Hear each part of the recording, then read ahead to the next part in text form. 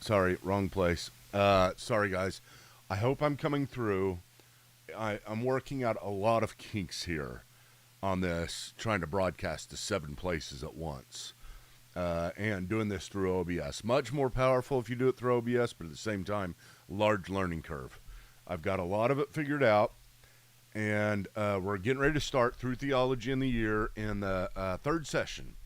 But I don't think we're coming through on YouTube, and I don't know why. And I don't want to stop it again and then start it again. However, having said that, I can start recording and then I can push it to YouTube later. So that's good.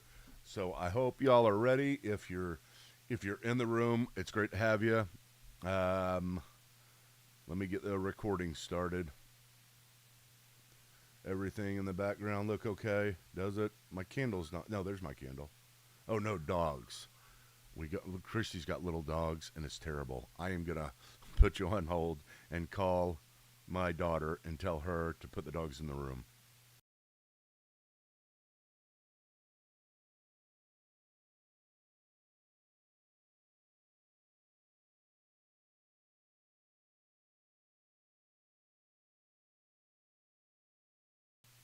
I didn't shave. That's the thing I forgot to do. Oh well. Hey. Can you put those dogs in the room? I'm starting a podcast and they are loud. Okay, thank you. Love you. Bye. I don't usually say I love you, but since I was live, I had to say it so you guys thought I had a good relationship with my daughter, because I don't. No, I'm just kidding. Totally kidding. She's the one who always says I love you. She's the one who is very loving.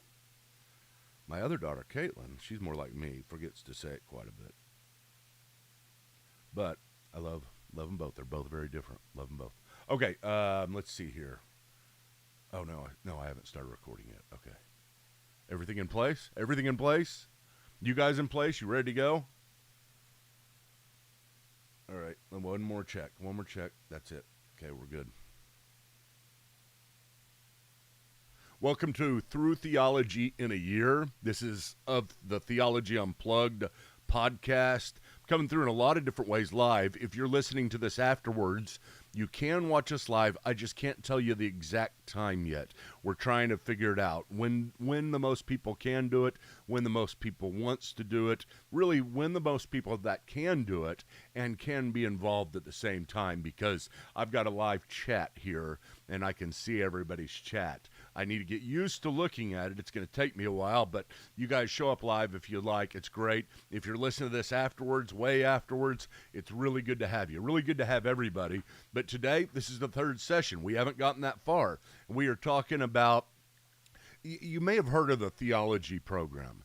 The theology program is what we're trying to go through in a year. And you'd think you could get through it, but let me tell you something. It's going to be tough. We're going to try to get through the entire theology program in a year, which is 60 sessions of theology, 6 courses. These are ones that I teach formally. We've got videos for them all at Credo courses. If you ever want to look at the more formal version where I'm teaching this in front of a class with my buddy Rome Dyke, that's a lot of fun, and you can get it at Credo courses. Or just go to Credo House. It's going to be at Credo House, Credo courses, Credo Ministries. I'm sorry about the mix-up. We're trying to put things together better. But anyway, today we are talking about what to expect really for this Through Theology in a Year. And I'm going to focus on the method that I personally use. And this may be the first thing that you guys need to watch to be able to figure out what's this bozo talking about. How does he teach theology? Just got off the phone with the guy who was calling, asking about the Credo courses and saying, hey, how do you guys teach? Are y'all Calvinist, Arminian? What do you think about the end times? What do you think about creation? That kind of stuff. And that's a good question. You really should ask that stuff and say, is there an approach you're coming to theology with? And the answer for you is yes. There is an approach, and we're going to talk about it today. We're also going to start by briefly talking about, kind of comparing to this. Where does this fit into the church, the educational program of the church? Many times whenever I'm teaching through theology or something like this, people come up to me and say, "Hey, Michael, why don't they do this from the pulpit all the time? Why is it so? Why do I get such a watered down version of stuff from the pulpit?" I'm not going to criticize anybody's pulpit, the methodology they use. I don't know their big picture. So all I'm doing is trying to say where this particular program, the Through Theology in a Year, gets placed in your life, and I hope it's beneficial to be placed in your life in such a way. But we're gonna go we're gonna look at some slides here, and I'm gonna talk as we go through these slides. Let me see if I can make sure I get to them here. See if that works. No, that didn't work. Well, that worked to just get to the slides. Let's see if I can. Okay. So what is the theology program? Or, in other words, what is Through Theology in a Year? Now, I'm going to read this real quick verbatim. The theology program, or Through Theology in a Year, is an intense theological studies program designed for busy people who may never go to seminary but want deep theological training. The day I was in seminary, whenever I went to seminary, is the greatest thing in the world. I went to Dallas Theological Seminary, sat under some of the greatest people. It's just such a gift to my life. Have nothing but good things to say. I mean, I guess I could pick and choose some things, but either way, I had great teachers. I was blessed, and I remember sitting in a guy named John Hanna's class, and he was talking about, I don't know, something in the early church. I think it was actually Origen he was talking about. He was an early church father around 250, Eastern church father. And he was talking about him, and it was just so exciting hearing about all these guys that came after the apostles and did so many great things for the faith and wrote so many things I never knew.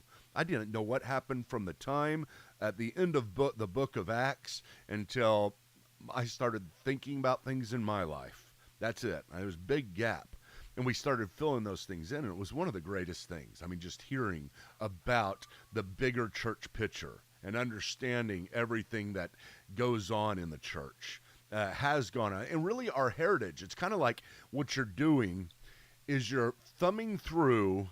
You found something. You found my name's Michael Patton, and I found that I do have that. So I think I have it right there. My grandma's book of Pattons. I really do. I've got it right there. I forgot about it. I was looking through it the other day. But you look through these, and it's like, I didn't know we had this. And I just start thumbing through it and seeing all the patterns. And it was just incredible. It really was, to go back and to see your heritage, who they are, what they did. And she did a great job of putting together all of our family history. I got to one guy. Listen to this. This is great. This is so much fun. I'm so glad I read it.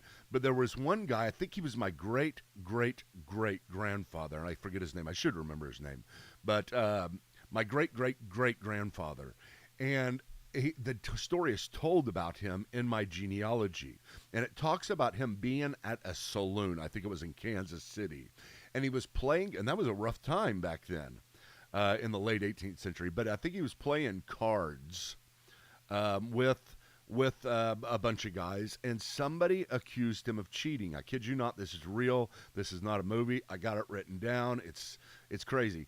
Somebody accused him of cheating, and so they did what they normally did. They went out and had a duel. And so, because I'm alive, you know who won. but he got out there and had a duel, shot the guy, killed him, and later on in his life, he couldn't quit thinking about it because it was hard on him to have killed that guy. I don't know his relationship with the guy. I don't know whether this has ever happened before with them. I don't know much any other history. I just know this story. And he felt so guilty, he became a Baptist itinerant preacher. Isn't that cool? He became a Baptist. I don't know much about it. I'd love to hear some of his sermons or read some of his sermons, but don't know anything about that. I've tried, whenever I found his name, I tried to find him more broadly. I couldn't. So I guess he wasn't a great preacher, maybe. He was no Charles Spurgeon. But anyway, it was just really cool to find that in my church history, or my family history. Whenever we go through church history, you've got to think of it like that. It is that cool because you're going through the lineage of all the people that went before you. And that is one of the things that I'm doing. I'm getting so deep in this already, but I get excited about it. I really do. It's one of the best things about what we do, how we integrate this, and how we learn historically as well as biblically, full systematic theology. But as we go through this, we're going to be learning our family history. And you got to understand, folks, listen to this. You got to listen to this.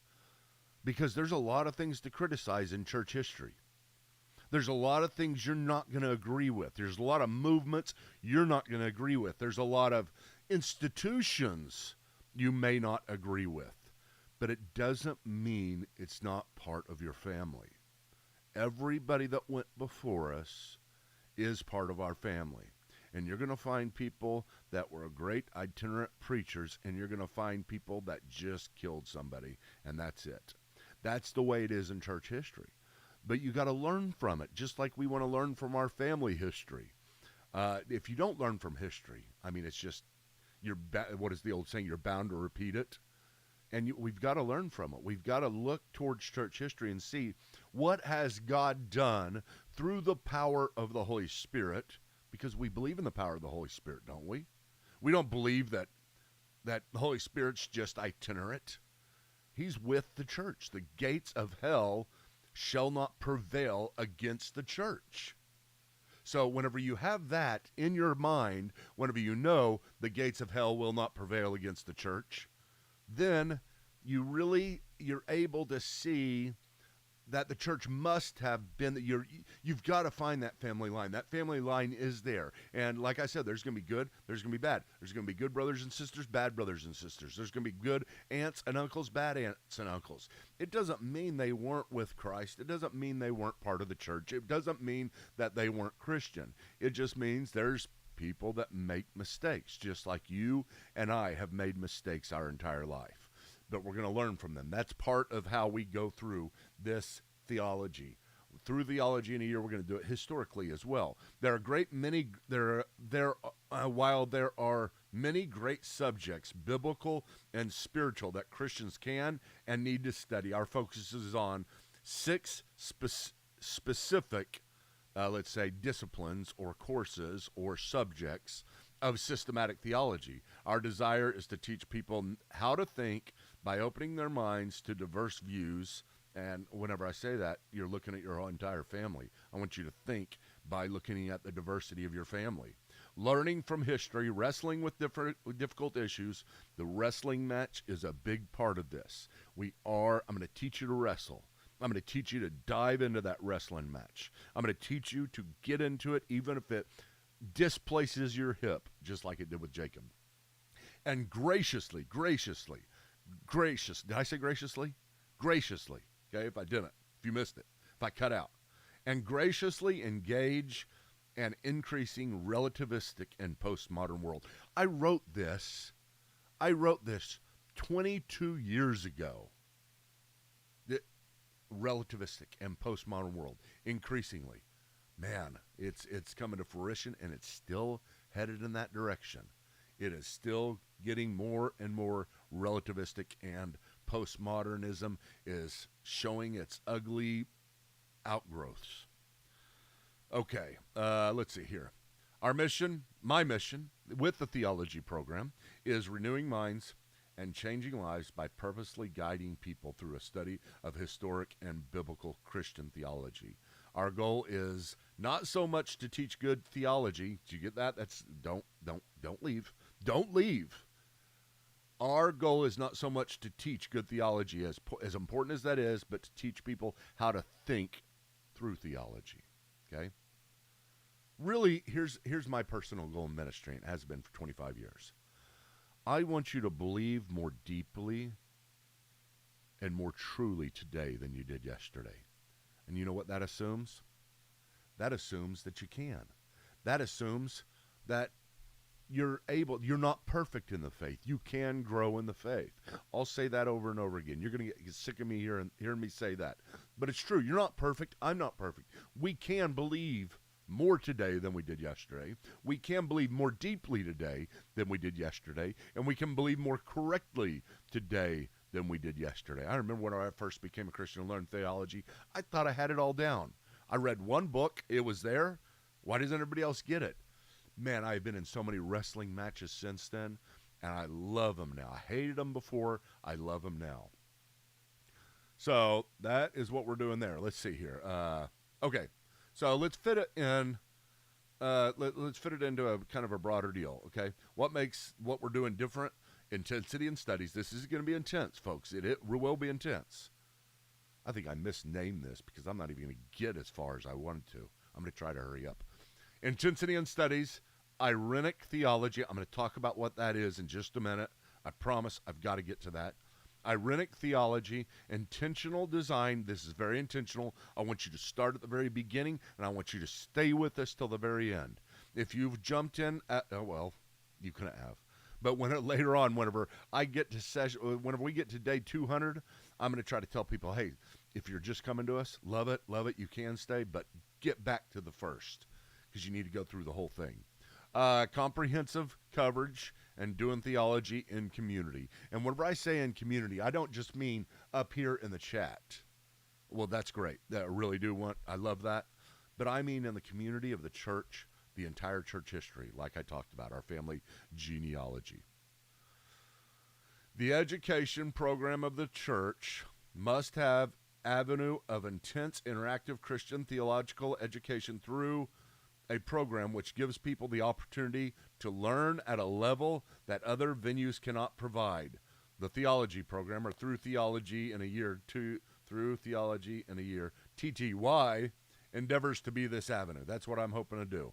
Okay, so how does it fit? Well, whenever you're talking about sermons, you have low commitment. Whenever you're talking about the actual classroom where I teach this in, it's higher commitment. Fellowship at Sunday school, it's a little bit higher commitment.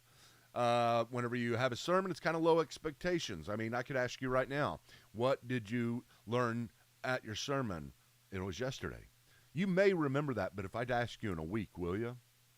See, it's designed in such. I'm not criticizing it. It's what did you have to eat 2 days ago for breakfast? Oh, you don't know? Was it necessary? Yes, it was.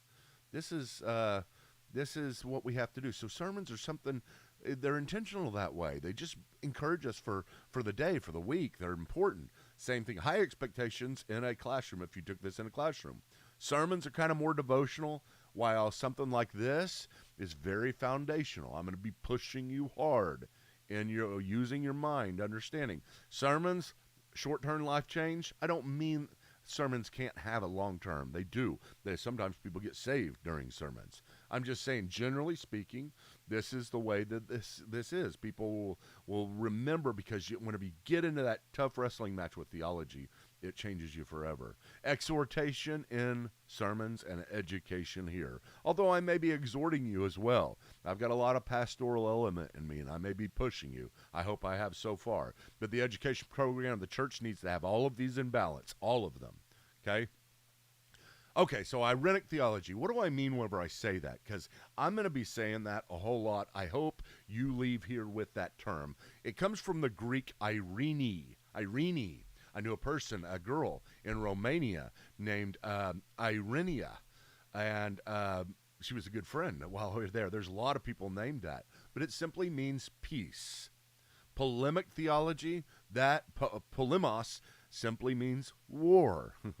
And then apologetic comes from apologia, and that's to give an answer for. Whenever you're talking about theology in general, here's the deal. You can have Irenic theology that is done peaceably, accurately representing all views. Let me make this a little bit bigger so you can see it. If you're just listening to this, just keep on listening. But Irenic theology accurately represents all views, even when you oppose them. You have much more of a I don't know. It's not less commitment to your theology. It's just an understanding of why people believe what they believe. I'll talk more about that in just a second. Polemic theology that is done in a warlike manner inside the church. Whenever you are inside the church and you're fighting with that for the faith with other churches, doesn't mean you don't believe those other churches aren't true churches, but sometimes it does. But you're just trying. We've got all kinds of battles going on within the church to where the church is compromising, and we have to talk polemically. prophetically speaking against those with whom there is disagreement. And then apologetic theology is theology that is done to defend the faith against those who are outside the church. But whenever we do apologetics, folks, we do it with gentleness and respect. Paul says, what do you have to do with correcting the outside world? We just give them the gospel. I mean, the outside world is going to be what it's going to be. We hope to change the culture. We hope the church changes the culture. But at the same time, what do you expect, Paul says? They're not Christians. Are you surprised that they're acting that way? So apologetic theology is kind of evangelistic. You're trying to change people, but it's peaceable. It's very peaceable. If you're not doing it peaceably, it doesn't matter. Don't beat up on people outside the faith. They're acting just like their nature says they should act. But we're going to be focusing on Irenic theology during this program. I want you to leave here knowing alternative positions just as well as they know them. There's going to be some things that we talk about in this class. When we get to soteriology, this is always the good example. Maybe you have no clue what I'm talking about. Don't worry about the words. There is just a big disagreement in the church, in theology, between Calvinists and Arminians, and the different ways they view certain aspects of theology.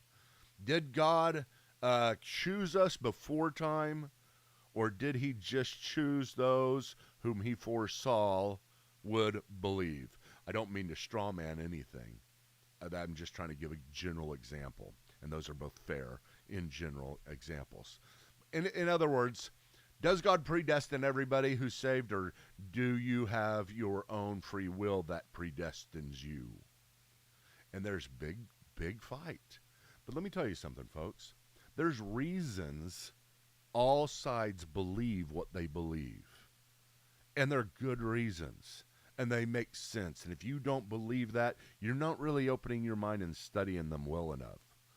I'm not saying you shouldn't have convictions. I'm not saying you're not going to leave here having strong convictions about certain aspects. I do. But at the same time, whenever you see me present it here in the Theology in a Year, it's going to be Irenic. I am going to be very kind to opposing positions, and I want to do so in such a way, if they're sitting here listening, if you're listening right now and you hear your view represented, and I don't agree with your view, but I represent it, I would love to see a comment that said, Michael, you just represented our view perfectly, just the way I would. Thank you. And I don't do that just to get credit with people. I do that because it's part of the Decalogue, the commandments, the 10 commandments. You shall not bear false witness. And let me tell you something. Hey, listen, you can bear false witness in the church. In theology, you can. And what you do is you straw man. You build their arguments really bad, that you disagree with them, and so you give the worst representation. Maybe you've never even studied it, you just heard it, and then you beat up on the worst representation. You give the worst arguments for somebody else, and we do this in our life every day. Every time we're giving our side of the story, we are strawmanning other people because we want whoever we're talking to believe us. We don't give a defense for them. We just the only reason they're doing this is because, the only reason they believe this is because they want credit. No. You do not strawman people. We cannot strawman people. Irenic theology doesn't strawman people. And we can't do it in our theology. We cannot. We got to be Irenic. And I'm not saying I'm perfect at it at all. I'm really not. You may be listening to this and say, Michael, I've seen some of your blog posts and they seem to be strawman. And I readily admit to it. I readily admit that I'm a failure in this. But here's the deal. I'm trying. I really am. This what we're doing here is very focused through Theology in a Year. Send this to other people, please. Let's get involved. Comment. You've got to comment. This gets things going on the different platforms that this goes to. If you listen to this on Spotify later on, or YouTube, whatever podcast. Comment, get it going, share it. We've got to do that. I don't mean to close this down so quickly. I'm not quite done, but I am close. But you've got to get this out. We've got to get this out here in order for it to get more broadly seen. Okay, so here we have Irenic theology represented with all the others. You got polemic theology. I don't really know what I was doing with this post, tell you the truth. It looks cool. It looks like it has something, but I'm just basically saying all these things happen within the church. I should have gotten rid of that, but I like it. It's cool. I'm going to make a t-shirt with it, even though I don't really know what it means. Okay, let's see here. Here's the theology program. Let me zoom in on this. You see here, you've got the entire, this is what we're doing. I don't know what that little square is on the left, but here's what we're doing. Introduction to Theology, Bibliology, and Hermeneutics. That we're talking about the history of the Bible, and hermeneutics is how we interpret the Bible, our method of interpretation. Trinitarianism, that's the study of doctrine of the Trinity, God the Father, God the Son, and God the Holy Spirit, their person, their nature. That's going to be incredible. Humanity and sin, we're going to be talking about ourselves and our sinfulness and how we're connected to Adam, that kind of stuff, asking questions about that, or whether we're connected to Adam. Soteriology, that means, soteria means to save. So this is about salvation. That's probably the most controversial one. Maybe the next one is ecclesiology and eschatology. That's talking about the church. What is the church? How should the church be set up? What is its nature? What are the gifts of the church? What are the all the marks of a true church? And eschatology, the end times. How is everything going to pan out? Lots of different views there. But we're going to be going through every single one of these during this entire program, during this entire year. So we're going to have 1 year of going through. I'm trying to look at the timing here. I think I got the timing wrong, so I'm not quite so much out of time like I thought. But let's see here. I think that's the last one. Oh, you know what? I'm going to go back to that. Let's see if I can get back. I don't know. I know how to go forward, but I don't. Oh, there we go. Right there it says Dallas Theological Seminary. Oops, can't see it. Hold on. It says Dallas Theological Seminary at the top, Center for Biblical Studies at Stonebriar Community Church. I thought that was funny. I left that in here. I'm updating these. A lot of you guys have been using these in your church, all these slides for a long time. You teach the theology program because it's available to teach. There's workbooks. There's not going to be workbooks for this through theology in a year. I guess you could buy the workbook. It would work. It really would. But at credocourses.com, like I said, you can get this whole program on a thumb drive. You can download it. You can get all the workbooks. You can get physical versions of the workbooks. You can get PDFs of the workbooks. They've got quizzes, all kinds of stuff. But that's for integrating in your church. But when we first started this, it was part of Dallas Theological Seminary's Center for Biblical Studies. I really love that deal because Dallas Theological Seminary tried to offer classes to the general public, but they had their students teach them. And that's where I got started. And I taught them for years. And then after I graduated, I said, hey, can we start a branch of the Center for Biblical Studies at this church I'm a pastor at? And that's where that came from. I thought that was pretty cool.